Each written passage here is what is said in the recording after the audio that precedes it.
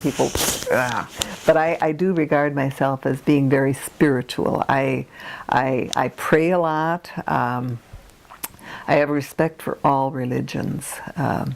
My very first teacher when I was in first grade was Jewish, and I still, if she were still alive, I would love to get in touch with her. She made a tremendous impression on my life. I loved her dearly.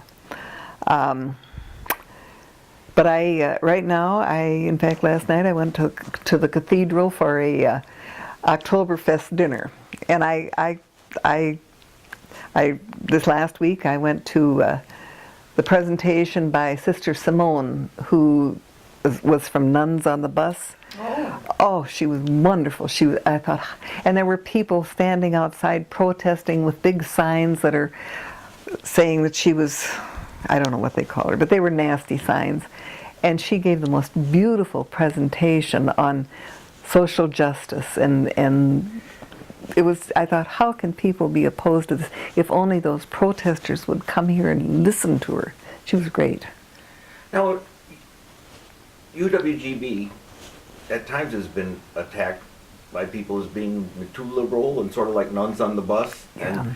And you being of a Catholic background, when you came here and got associated with UWGB, was there anything that you said that they were? No, I thought they were. Not that you personally, but I mean, did you see people?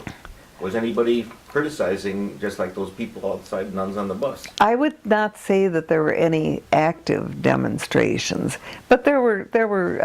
I would hear some things from the community that they're too liberal out there. Well, I never thought. I'll tell you one thing that they emphasized, and I was delighted when I read the paper this morning that they're starting to emphasize critical thinking in Green Bay schools. That was one thing that I felt very, very important out at UWGB. We were encouraged to think. And sometimes in my other education I had not been encouraged to think. And I thought the critical thinking emphasis at UWGB was marvelous. From almost every instructor that I had, they were. Were there any classroom debates over some of these issues? I mean, did contraception come up, or abortion, or population planning? No, but I was asked to give a presentation on life, because I was very involved in end-of-life issues and beginning-of-life issues as well. And I did have a discussion with this one professor. It was people were invited to come. I don't remember where it was, but it was a presentation with his views and my views, and they were very conflicting views. He was very I don't believe in abortion, but I believe very strongly in the woman's right to make the choice. It's the woman's health. I believe strongly in reproductive health issues. And this particular professor was life no matter what, whether or not the woman's health was in danger. And that, I could not buy that. So what you hear today with debates of Paul Ryan and whatever. Oh, yes. Bringing back some. Oh, it does indeed. It does indeed. And I'm very intolerant of people who are not tolerant. So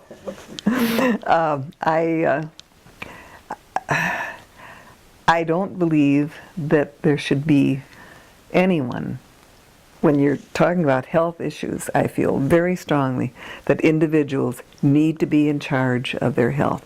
They need information, they need to be informed as to what the issues are when they make choices, but I think there are too many decisions that are made when people don't have the knowledge that they need. For example, I was director of the hospice program for a while at Bellin, and many people thought that hospice was, you were killing people. You know, this was in the early days of hospice. They didn't really understand that there's a time to live and a time to die, and you need to support people when they make those choices. But so often people would say, "Oh, do everything," and they didn't realize that the implications of doing everything could be very very painful to them. So I think we still need a lot of education on the process of dying and death. Isn't there cultural acceptance of death? Is that American way? Or did you study these things? Oh yes. Oh, I've been to so many seminars and have taught so many seminars and have presented throughout the state on issues related to death and dying. It's one of my activist issues. Yeah. Someone's got to pay attention to it. Absolutely, absolutely. So. How have you seen the culture of Green Bay change in this period from the, was it late, what year did you come here? I came here in the 60s. I think it was 62 Okay, when so we you've came seen here. Oh yes, a big yes. stretch. Yes. What has changed? How would you explain this to whoever's watching this video in 2040? Well, I think we have a long ways to go. Well, where were we back then? And Well, let me tell you, I will give you an example of where we were, having to do with culture. I was working, this is when we first came, before I'd gone back to school, and I was working in one of the local hospitals, which I will not identify. They did not have an emergency room staffed at the time. And the nurse that was on duty at night was to staff the emergency room. You were called down by the licensed practical nurse, and I was called down this one evening, and to take care of this gentleman who came into the emergency room, who had a laceration on his forehead. I'm going to be very graphic. He had a laceration on his forehead, and he'd had a drink or two, but he was not in any way, shape, or form under the weather. He was very, very polite, very responsive. So being a good nurse at that time, I called the physician that was on call, and I prepared the patient and had him clean the wound and had the Novocaine and the syringe out for him to, at that time, nurses didn't suture. I mean, things have really changed. So he came in and he pushed my hand aside. He did not accept the Novocaine. He took the syringe and pulled the Novocaine out and threw it. And said, and I think I'm quoting his words exactly, "He doesn't need any Novocaine. He's just a GB Indian." Those were his words. I was shocked. So I took the man's hand, and he was very stoic. He never moved when the physician took the stitches. Was the man aware of what the physician said? Oh, very much aware. He was a very, very alert, very polite man, and he just gritted his teeth. And I used to tell my students this because I'm so ashamed. I didn't do anything other than hang on to the man's hand. So, in today's society, I would have kicked the physician out of the room and said, "Get out of here. I'll do it myself." But anyhow, the next morning, I went to the director of nurses and I told her what had happened. And she said, "Oh, well, that's all right. That's just Dr. So-and-so." And she dismissed it. There was nothing done at all. And like I used to tell my students, that was the worst time in my nursing career when I reflect that I did not stand up for that patient. But the culture, getting back to culture, the culture in this community was so hostile toward Native Americans. And I had grown up, my father and I used to walk through the cornfields and we would look for arrowheads and Indian things and just, he taught me respect. And I did not see that in Green Bay. The culture was so anti-Native Americans. It was terrible. And I talked to several professors out at UWGB that had experienced the same thing. It was hostile. But then, of course, as the casino came on board and there was money, I shouldn't say it changed. Superficially it changed. But I think there's still a tremendous amount of lack of respect for the Native American culture. Same thing with the Hmongs that came to our community. There was I can remember back in the early 70s, I believe it was, when there were a lot of Hmong fishermen. And the Green Bay community were very resentful because they were going to take away the fish.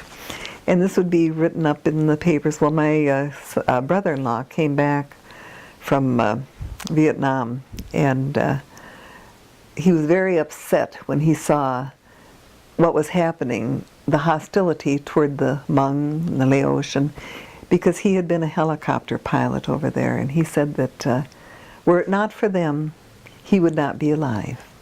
So, They were known for rescuing. yes, pilots? yes. They had saved his life. He had crashed in I don't know where, but in Vietnam area, or I guess it was back in somewhere in the war zone, and they saved his life. And right now I see the Hispanic community is starting to grow here. Just the other day, this right here in Green Bay, I was talking to this, I was at a dinner party, and President Obama's name came up. And this one supposedly educated woman made some comment about him. Well, he wasn't born in the United States. Now, can this be? This is 2012. This is an educated woman, and fortunately the other women at the table, oh, don't say that, you know. But she persisted. So it's Green Bay has changed somewhat, but it's still very not accepting of other cultures, very conservative. Do you have much contact with religious leaders and clergy in this area, whether Lutheran, Catholic? I think. Well, in fact, at this dinner last night, the dinner at the cathedral, this lady that I was with, I had told her that I'd gone to see Sister Simone, and she was so outstanding. So she called the priest over and told him that I had been to Sister Simone, and he asked me what my opinion was. So I told him, I said I thought it was an excellent presentation. I said she was very, very bright, very well educated, and presented very well, and she talked about social justice. And he said, I'll have to study this. I'll have to see what she had to say. I thought, why haven't you done it already? But he was very nice, anxious to hear what she had to say. But no, it's like I say, I'm prejudiced against those that are prejudiced. So. I'm going to pause here